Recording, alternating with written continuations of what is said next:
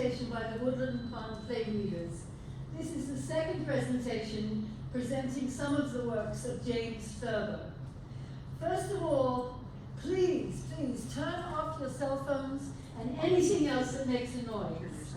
Secondly, should the alarm sound, remain seated and I will check with the concierge.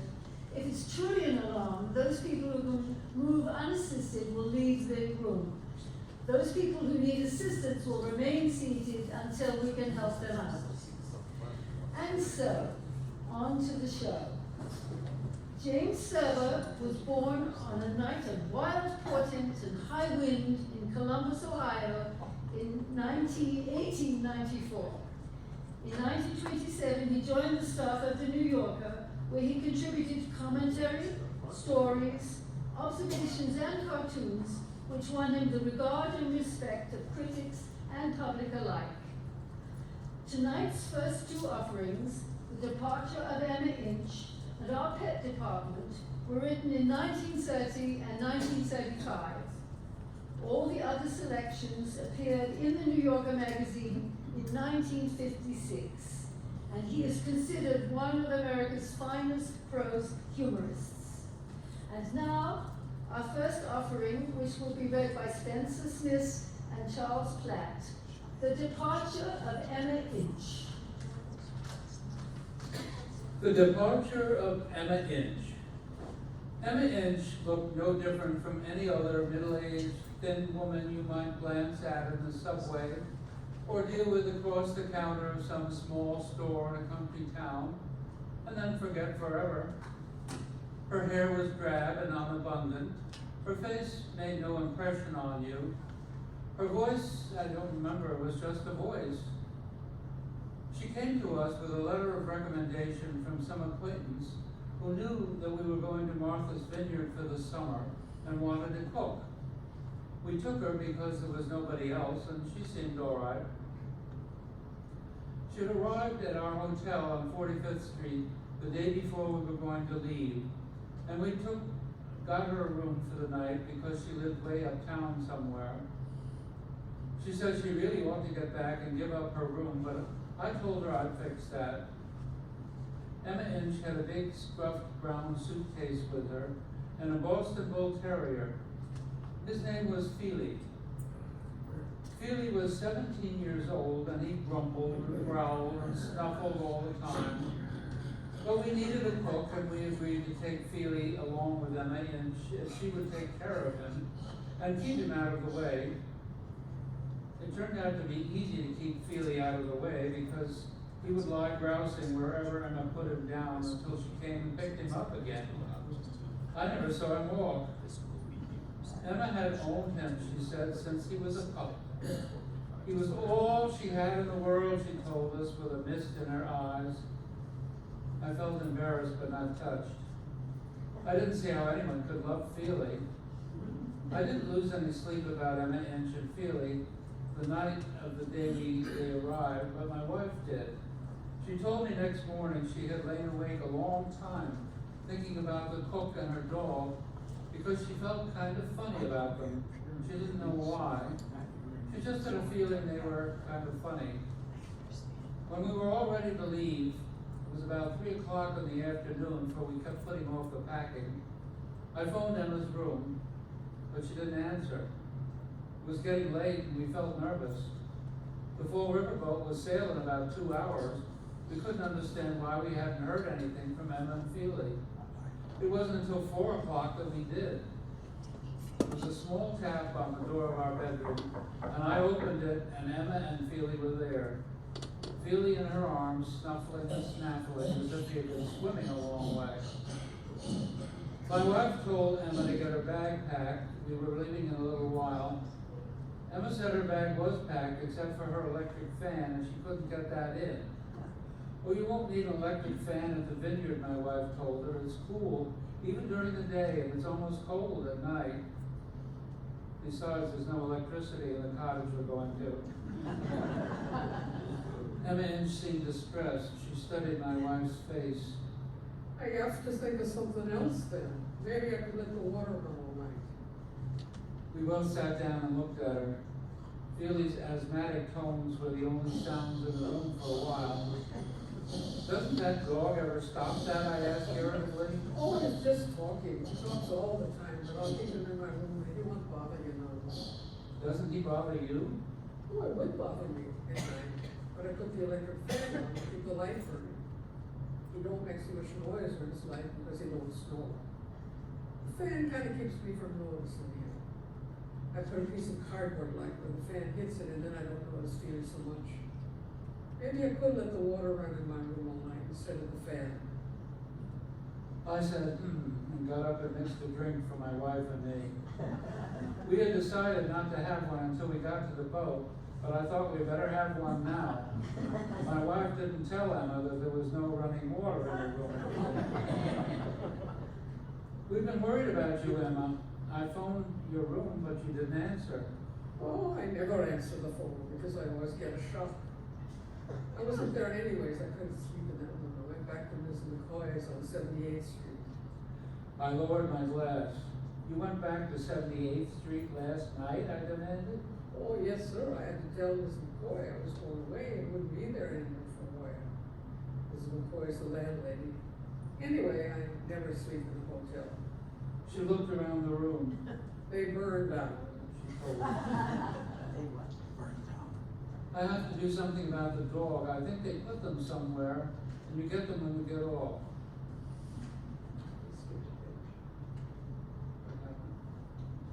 Oh, I'm sorry, I skipped a page. It came out that Emma Inch had not only gone back to 78th Street the night before, but had walked all the way, carrying Feely. It had taken her an hour or two because Feely didn't like to be carried very far at a time. So she had to stop every block or so and put it down on the sidewalk for a while. It had taken her just as long to walk back to our hotel, too. Feely, it seems, never got up before afternoon. That's why she was so late. She was sorry. My wife and I finished our drinks looking at each other and at Feely. Emma Inch didn't like the idea of riding to Pier 14 in a taxi, but after 10 minutes of cajoling and pleading, she finally got in. Make it go slow, She said. We had enough time, so I asked the driver to take it easy. Emma kept getting to her feet, and I kept pulling her back into the seat. I've never been in an automobile before. It was awful fast. Now and then she gave a little squeal of fright. The driver turned his head and grinned. "You're okay with me, lady," he said, feeling rather better. Emma waited till he had turned away. Then she leaned over to my wife and whispered, "They all take cocaine." Feely began to make a new sound, a kind, high, agonized whelp. He's singing. Said Emma. She gave a strange little giggle, but the expression of her face didn't change. "I wish you'd put the scotch where we could get at it," said my wife. If Emma Inch had been afraid of taxicabs, she was terrified by the Priscilla of the Fall River line. Oh, I don't think I can go. I don't think I could get on the boat. I didn't know they were so big. She stood rooted to the pier, clasping Feely. She must have squeezed him too hard, for he screamed. We all jumped. It's his ears. His ears hurt. We finally got her on the boat, and once aboard in the salon, her terror abated somewhat. Then the three parting blasts of the boat whistle rocked lower Manhattan. Emma Inch leaped to her feet and began to run, letting go of her suitcase, which she had refused to give up to a porter, but holding on to Feely. I caught her just as she reached the gangplank. The ship was on its way when I let go of her arm. It was a long time before I could get Emma to her stateroom, but she went at last. It was an inside stateroom, and she didn't seem to mind it. I think she was surprised to find it was like a room. It had a bed and a chair and a wash bowl. She put Feely down on the ground. "I have to do something with the dog. I think they put them somewhere, and you get them when you get off," Oh, no, they don't. said Emma. I guess in this case they didn't. I don't know. I shut the door on Emma Inch and Feely and went away. My wife was drinking straight scotch when I got to my stateroom. The next morning, cold and early, we got Emma and Feely off the Priscilla at Fall River and over to New Bedford in a taxi and onto the small boat for Martha's Vineyard. Each move was as difficult as getting a combative drunk man out of the nightclub in which he fancies he's been insulted. Emma sat in a chair on the Vineyard boat as far from the side of water as she could get, and closed her eyes and held on to Feely. Excuse me. She had thrown a coat over Feely, not only to keep him warm, but to prevent any of the ship's officers from taking him away from her. I went in from the deck at intervals to see how she was. She was all right, or at least all right for her, until 5 minutes before the boat reached the dock at Woods Hole, the only stop between New Bedford and the Vineyard. Then Feely got sick. Or at any rate, Emma said he was sick. He didn't seem to me any different from what he always was. His breathing was just as abnormal and irregular. But Emma said he was sick. There were tears in her eyes. Oh, he's a very sick dog, Mr. Thornton. I'll have to take him home. I knew by the way she said home what she meant. She meant 78th Street. The boat tied up at Woods Hole and was motionless, and we could hear the racket of the deckhands on the dock loading freight. I'll get off here, Said Emma firmly, or with more firmness anyway than she had shown yet.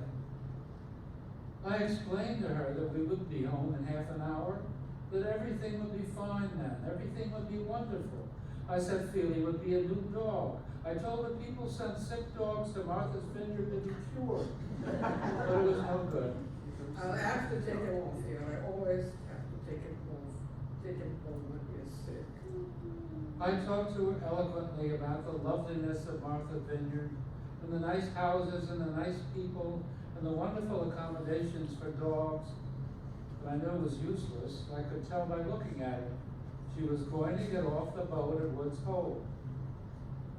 You really can't do this, I said grimly, shaking her arm.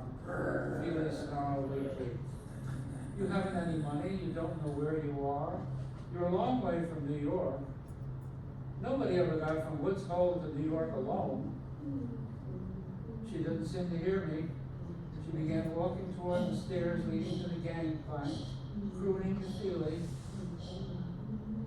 You'll have to go all the way back on boats or else take a train. You haven't any money. If you're going to be so stupid and leave us now, I can't give you any money. I don't want any money, Mr. Thornton. I haven't earned any money. I walked along in irritable silence for a moment, then I gave her some money. I made her take it. We got to the gangplank. Feely snaffled and gurgled. I saw now that his eyes were a little red and moist. I knew it would do no good to summon my wife, not when Feely's health was at stake.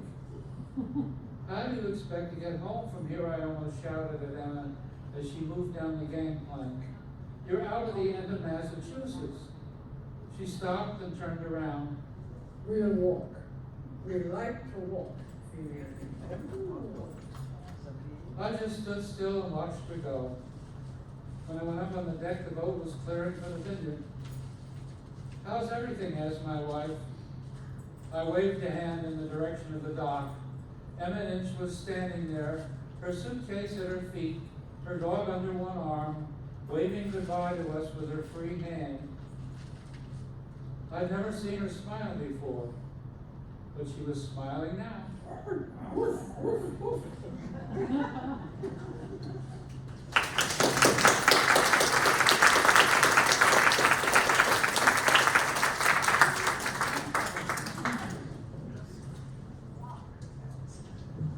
The pet department. I enclosed a sketch of the way my dog William has been lying for 2 days now. I think there must be something wrong with him. Can you tell me how to get him out of this? Mrs. LLG. I should judge from the drawing that William is in a trance. Trance states, however, are rare with dogs. It may just be ecstasy. If at the end of another 24 hours, he doesn't seem to be getting anywhere, I should give him up. The position of the ears leads me to believe that he may be enjoying himself in a quiet way. But the tail is somewhat alarming. Our cat, who is 35, spends all of her time in bed. She follows every move I make, and this is beginning to get to me. She never seems sleepy or particularly happy. Is there anything I could give her? There are no medicines which can safely be given to reduce felicity in a cat. But you might try lettuce, which is a soporific for the wakefulness. I would have to see the cat watching you to tell whether anything could be done to divert her attention. My husband, who is an amateur hypnotizer, keeps trying to get our bloodhound under his control. I contend that this is not doing the dog any good. So far, he has not yielded to my husband's influence, but I am afraid that once he got under, we couldn't get him out of it. Mrs. AAT. Dogs are usually left cold by all phrases of psychology, mental telepathy, and the like. Attempts to hypnotize this particular breed, however, are likely to be fraught with a definite menace. A bloodhound, if stared at fixedly, is liable to gain the impression that he is under suspicion, being followed, or the. This upsets a bloodhound's life by completely reversing its whole scheme of behavior.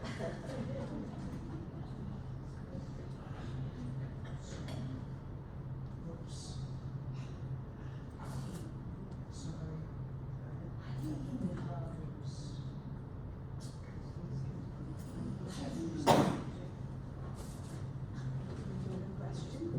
Sorry, I had a problem with the slides. Okay, sorry.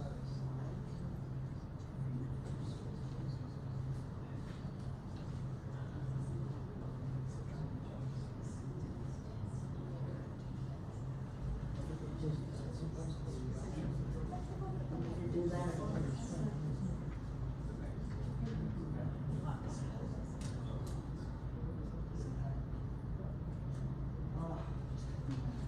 You have to go ahead, I'll do my best to catch up. You have any technical experts in the house?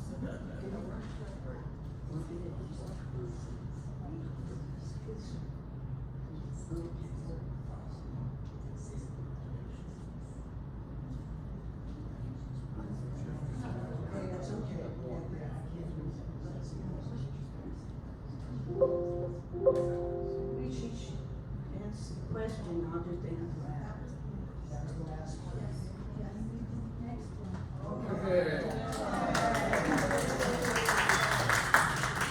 My husband found this owl in the attic among a lot of armored clocks and old crystal chandeliers. We can't tell whether it's stuffed or only dead. It is sitting on a strange and almost indescribable sort of iron dingbat. Mrs. Mollett. What your wife found is a museum piece, a stuffed cockatoo. It looks to me like a rather botchy example of taxidermy. This is the first stuffed bird I have ever seen with its eyes shut. But whoever had it stuffed probably wanted it that way. I couldn't say what the thing it is sitting on is supposed to represent. It looks broken. There we go. Our gull cannot get its head down any further than this, and it bumps into things. HLF. You have no ordinary gull to begin with. He looks to me a great deal like a rabbit backing up. If he is a gull, it is impossible to keep him in the house. Give him his freedom.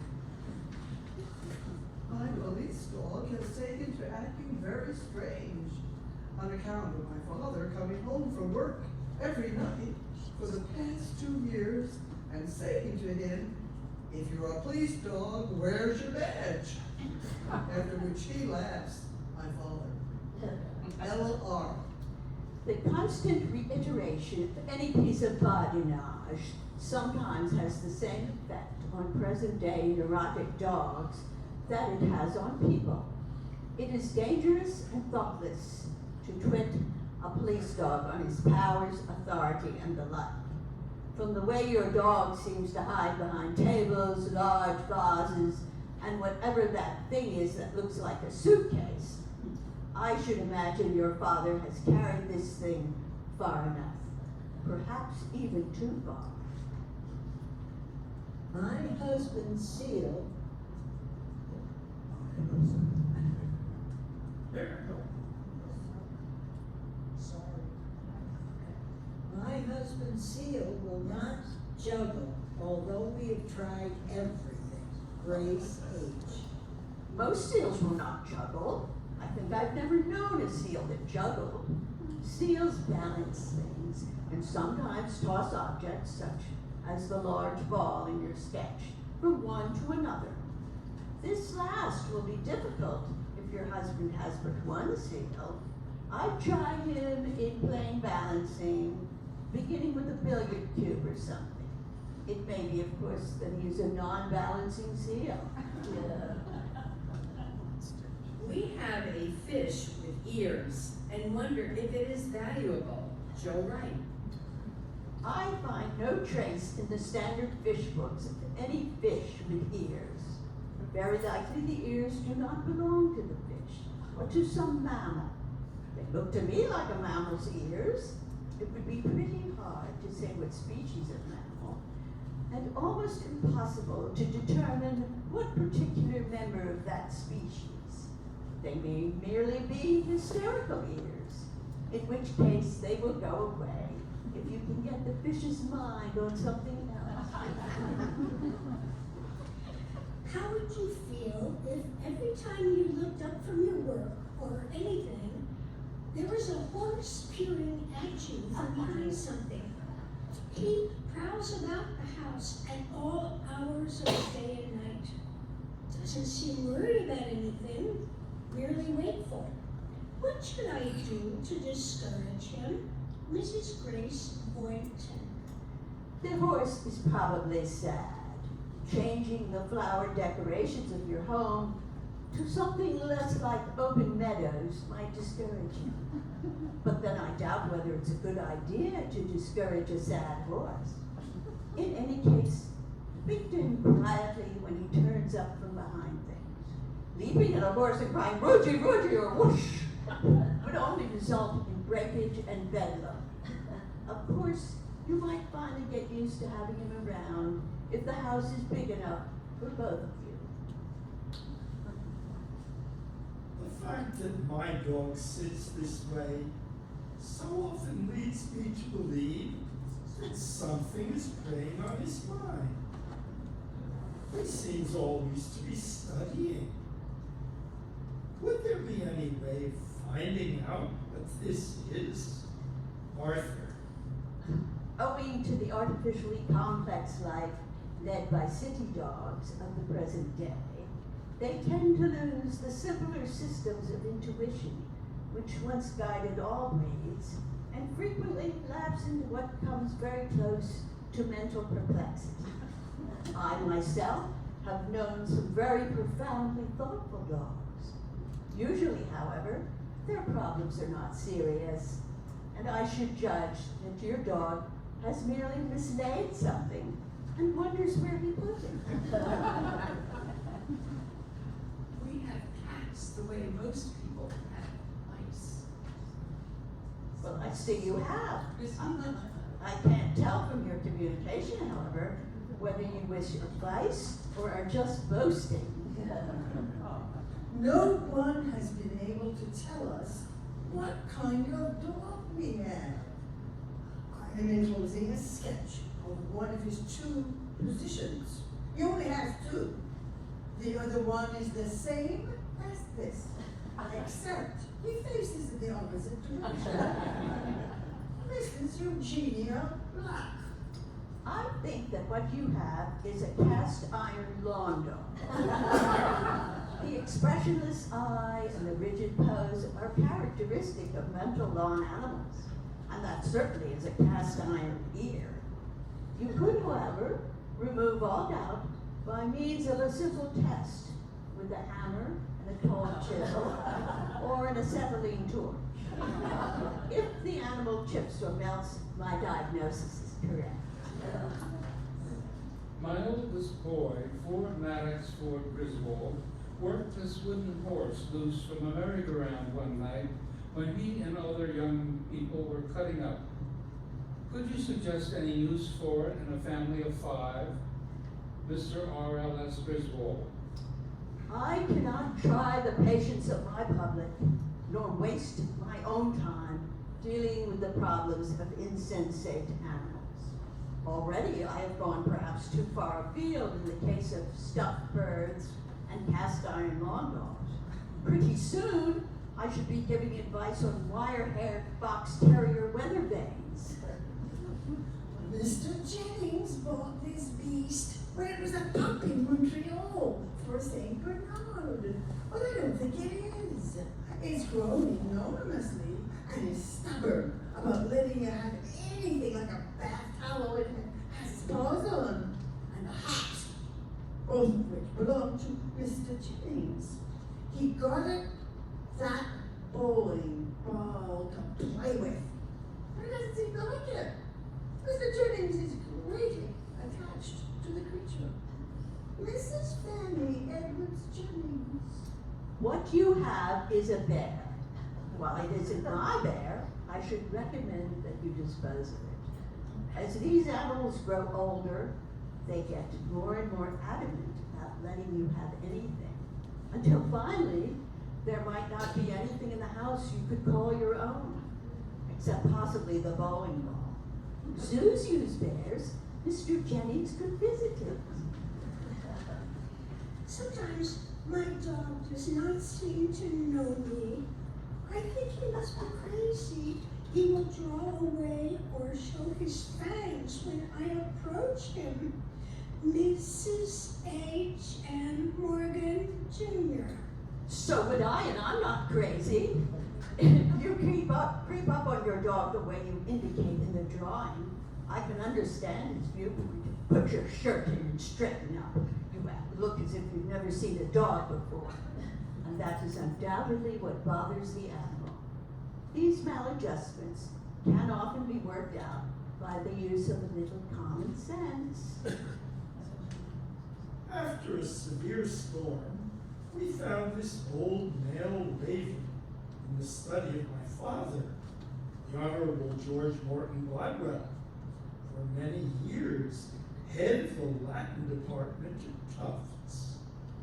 Sitting on the bust of Livy, which was a gift to him from the class of '92.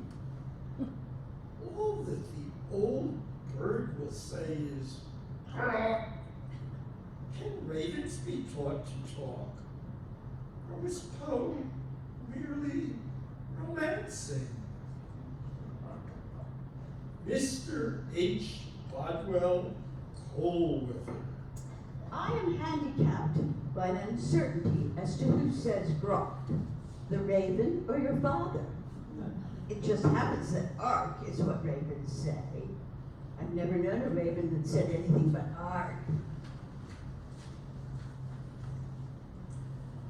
I have 3 Scotch Terriers which take things out of closets and down from shelves, etc. My veterinarian advised me to gather together all the wreckage, set them down in the midst of it, and say, "Bad Scotties." This, however, merely seems to give him a kind of pleasure. If I spank one, the other 2 jump me, playfully, but they jump me. Mrs. O.S. Proctor. To begin with, I question the advisability of having 3 Scotch Terriers. They are bound to get you down. However, it seems to me that you are needlessly complicating your own problem.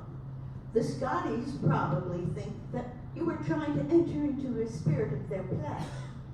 Their inability to comprehend what you're trying to get at will in the end make them melancholy, and you and the dogs will begin to drift farther and farther apart. I deal with each terrier and each object separately, beginning with the telephone, the disconnection of which must inconvenience you sorely.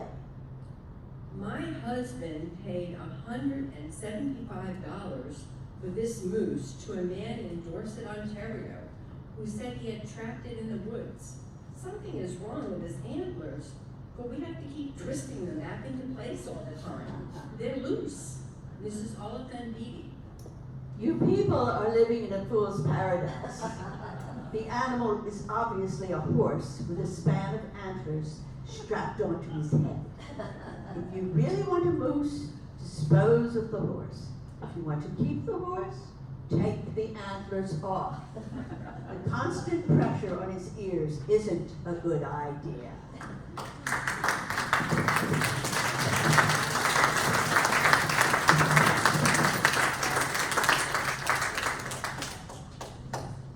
The lover and his lass. An arrogant gray parrot and his arrogant mate listened one African afternoon in disdain and derision to the lovemaking of a lover and his lass, who happened to be hippopotamuses.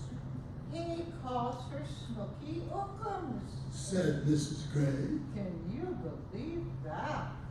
No, Said Gray. I don't see how any male in his right mind could entertain affection for a female that has no more charm than a capsized bathtub. Cat-sized bathtub indeed. Both of them have the appeal of a coastwise fruit steamer with a cargo of waterlogged basketballs. But it was spring, and the lover and his lass were young, and they were oblivious of the scornful comments of their sharp-tongued neighbors, and they continued to bump each other around in the water, happily pushing and pulling, backing and filling, and snorting and snapping. The tender things they said to each other during the monolithic give and take of their courtship sounded as lyric to them as flowers in bud or green things open. To the Grays, however, the bumbling romp of the lover and his lass was hard to comprehend and even harder to tolerate.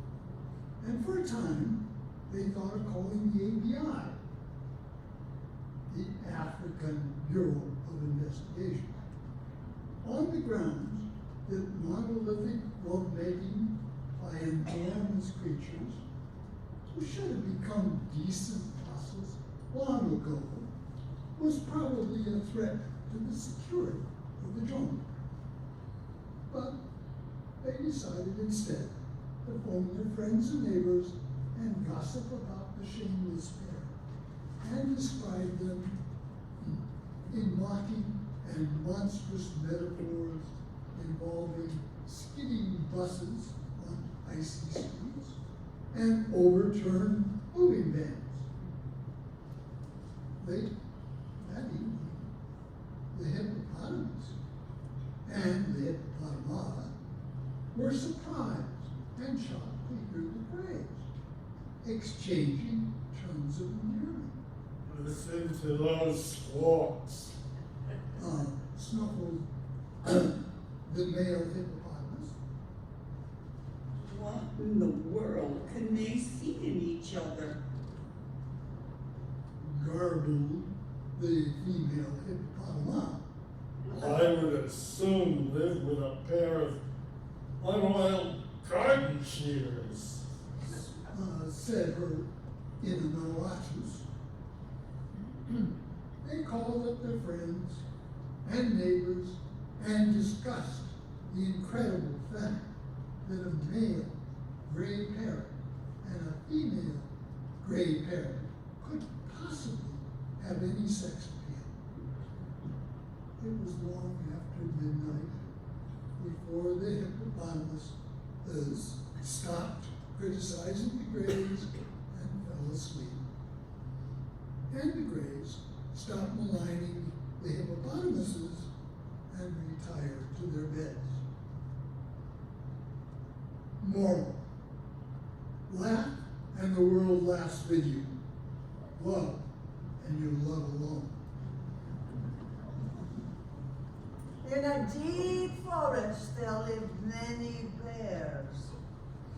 They spent the winter sleeping and the summer playing leap bear and stealing honey and buns from nearby cottages.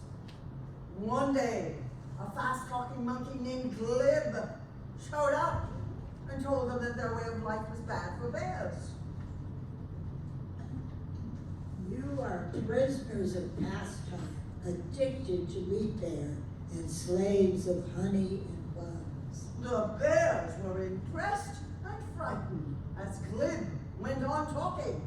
Your forebears have done this to you.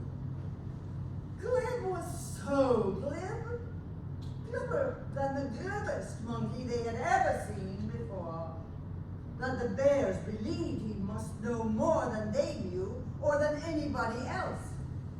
But when he left to tell other species what was the matter with them, the bears reverted to their fun and games and their theft of buns and honey. Their decadence made them bright of eye, light of heart, and quick of paw, and they had a wonderful time living as bears had always lived, until one day, two of Glib's successors appeared, named Monkey Say and Monkey Do. They were even glibber than Glib, and they brought many presents and smiled all the time.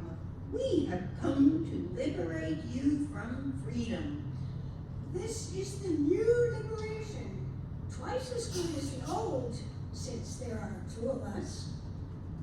So each bear was made to wear a collar, and the collars were linked together with chains.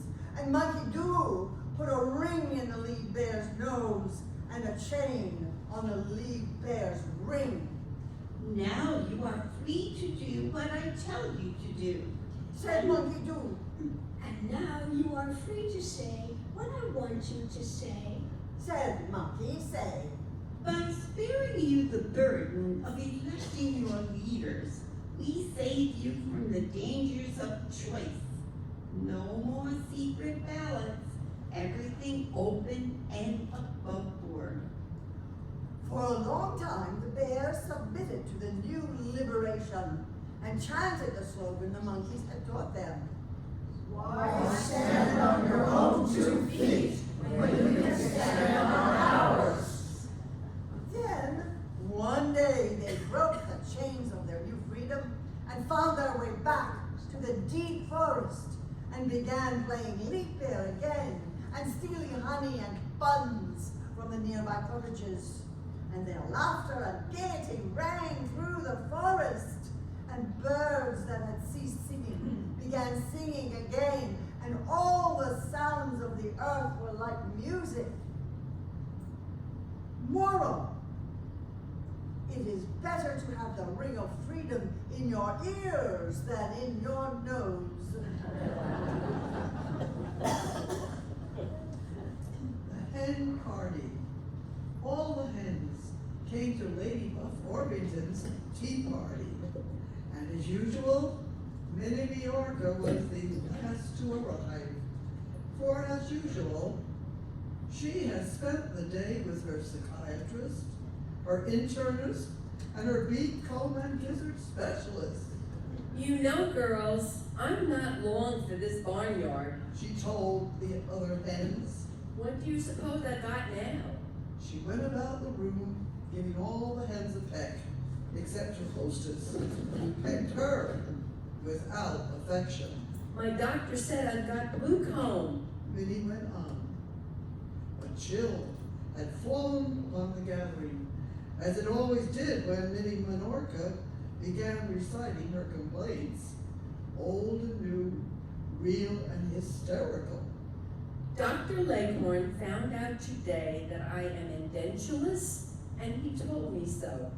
Of course, I've always had chronic coryza, Newcastle disease, and laryngotracheitis.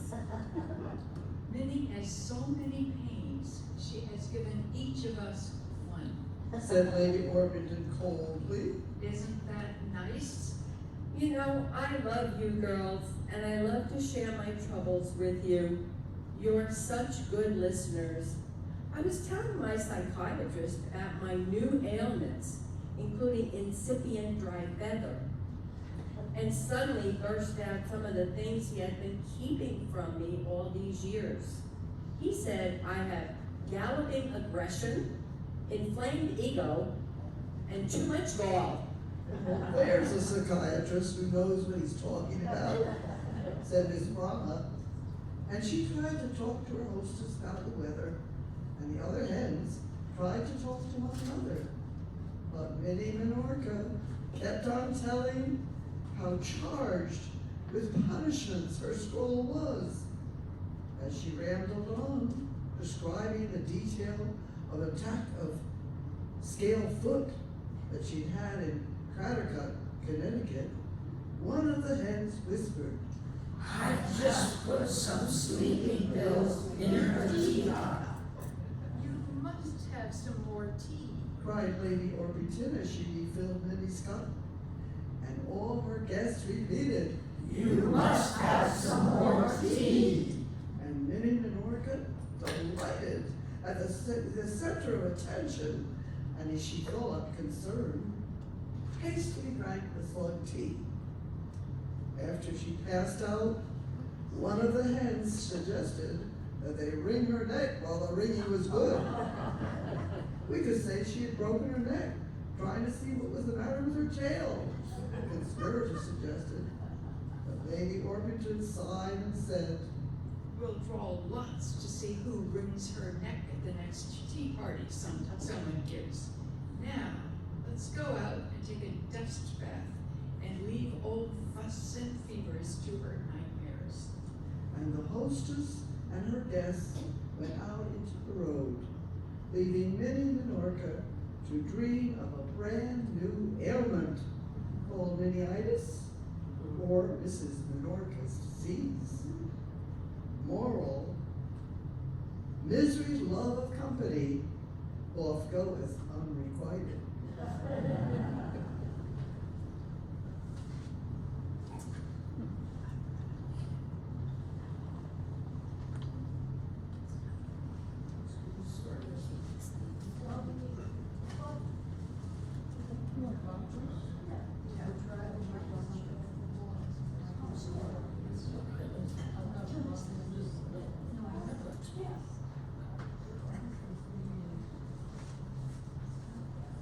Bobby, Joe, and Vincent. Do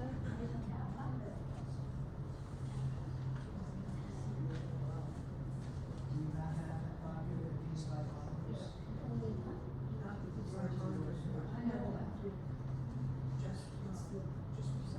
I have it.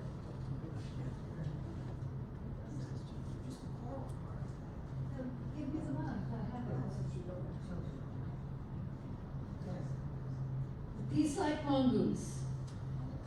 In cobra country, a mongoose was born one day who didn't want to fight cobras or anything else. The word spread from mongoose to mongoose that there was a mongoose who didn't want to fight cobras. If he didn't want to fight anything else, it was his own business. It was the duty of every mongoose to kill cobras or be killed by cobras. Joe. Why? Asked the peace-like mongoose, and the word went around that the strange new mongoose was not only pro-cobra and anti-mongoose, but intellectually curious and against the ideals and traditions of mongoosism. He is crazy, cried the young mongoose's father. he is sick, Said his mother. it is a coward. Shouted his brothers.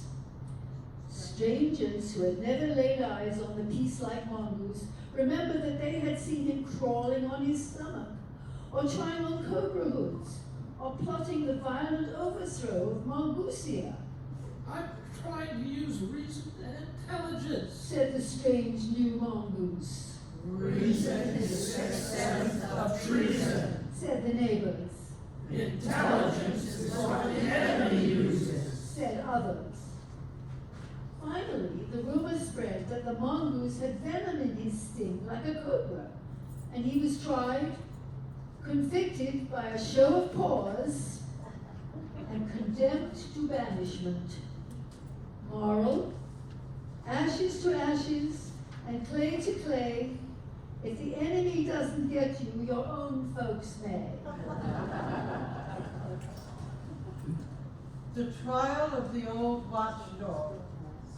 An old experienced collie who had been a faithful country watchdog for many years was arrested one summer's day and accused of the first-degree murder of a lamb. Actually, the lamb had been slayed by a notorious red fox who had planted the still warm body of his victim in the collie's kennel. The trial was held in a kangaroo court presided over by Judge Wallaby. The jury consisted of foxes, and all the spectators were foxes. A fox named Reynard was prosecuting attorney. Morning, Judge. He said, God bless you, boy, and good luck. replied Judge Wallaby jovially. A poodle named Bo, an old friend and neighbor of the collie, represented the accused watchdog. Good morning, Judge. Said the poodle. Now, I don't want you to be too clever. The judge warned him. Cleverness should be confined to the weaker side. That's only fair. A blind woodchuck was the first creature to take the stand, and she testified that she saw the collie kill the lamb. The witness is blind. Protested the poodle. No personalities, please. Said the judge severely. Perhaps the witness saw the murder in a dream or a vision. This would give her testimony the authority of revelation. I wish to call a character witness. Said the poodle. We have no character witnesses, Said Reynard smoothly. but we have some charming character assassins. One of these, a fox named Burrows, was called to the stand. I didn't actually see this lamb killer kill this lamb, said Burrows, but I almost did, That's close enough. said Judge Wallaby. Objection. Barked the poodle. Objection overruled. It's getting late. Has the jury reached a verdict? The four fox of the jury stood up. We find the defendant guilty, but we think it would be better to acquit him nonetheless. If we hang the defendant, his punishment will be over. But if we acquit him of such dark crimes as murder, concealing the body, and associating with poodles or defense attorneys, nobody will ever trust him again, and he will be suspect all the days of his life. Hanging is too good for him, and much too quick. Guilt by exoneration. Reynard cried. What a lovely way to end his usefulness. And so the case was dismissed, and court was adjourned, and everybody went home to tell about it. Moral: thou shalt not blindfold justice by pulling the wool over her eyes.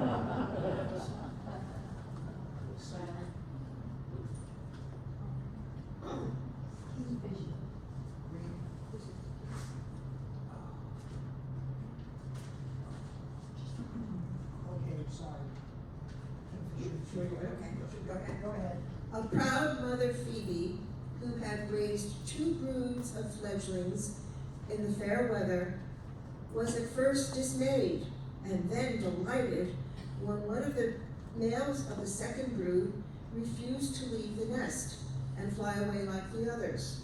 I have raised a remarkable Phoebe, unlike any other Phoebe. The mother bird decided. He will become a great singer, greater than the nightingale. She brought in a nightingale to teach her son to sing, then a catbird, and then a mockingbird. But all the young Phoebe could learn to sing was and so the mother bird sent for Dr. Kingfisher, a bird psychologist, who examined the young Phoebe carefully.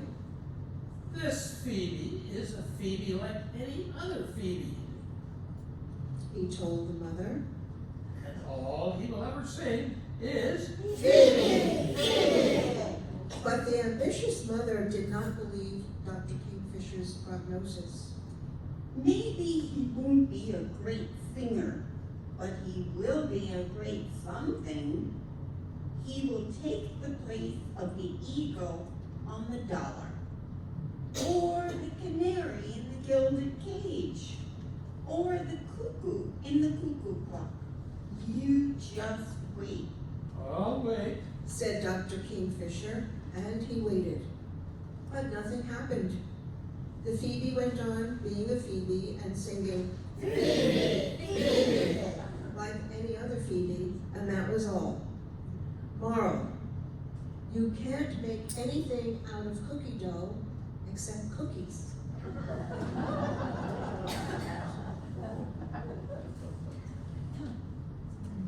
Ivory, apes, and people. A band of ambitious apes in Africa once called upon a herd of elephants with a business proposition.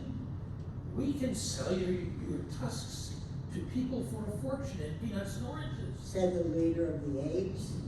Tusks are tusks to you and us, but to people they are merchandise, billiard balls and piano keys and other things that people buy and sell. The elephant said they would think it over. Be here tomorrow at this time and we will swing the deal, said the leader of the apes, and the apes went away to call on some people who were hunting for merchandise in the region. It's the very best ivory. The leader of the apes told the leader of the people. 100 elephants, 200 tusks, all yours for oranges and peanuts. That's enough ivory for a small ivory tower, said the leader of the people. or 400 billiard balls, and 1,000 piano keys. I will cable my agent to ship your nuts and oranges, and to sell the billiard balls and piano keys. Business is business, and the heart of the matter is speed. We will close the deal, said the leader of the apes. Where is the merchandise now? It's eating or mating, but it will be the appointed place at the appointed hour. Replied the chief ape. But it wasn't. The elephants had thought it over and reconsidered, and they forgot to show up the following day. For elephants are good at forgetting when forgetting is good. There was a great to-do in the marts of world trade when the deal fell through, and everybody except the elephants got into the litigation that followed. The Better Business Bureau, the Monkey Business Bureau, the African Bureau of Investigation, the International Association for the Advancement of Animals, and the American Legion. Opinions were handed down, rules were promulgated, subpoenas were issued, injunctions were granted and denied, and objections were sustained and overruled. The Patriotic League of American Women Against Subversion took an active part until it was denounced as subversive by a man who later withdrew his accusation and made a fortune on the sale of 2 books. Quote, I made my bed, and quote, I lie in my teeth. The elephants kept their ivory, and nobody got any billiard balls or piano keys, or a single nut or an orange.